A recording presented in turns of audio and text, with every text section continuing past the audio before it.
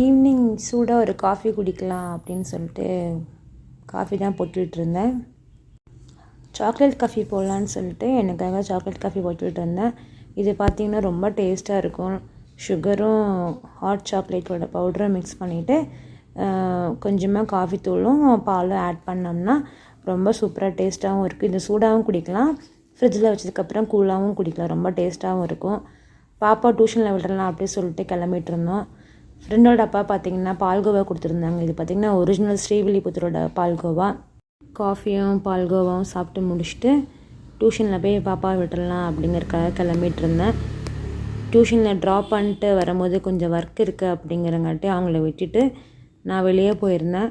போயிட்டு பார்த்திங்கன்னா வரும்போது 7:30 ஆயிடுச்சு. வந்ததுக்கப்புறமா டிஃபன் செய்யலாம் அப்படின்னு சொல்லிட்டு இன்றைக்கி தோசையும் தக்காளி சட்னியும் தான் பண்ணி டின்னரும் முடிச்சாச்சு. தேங்க்யூ.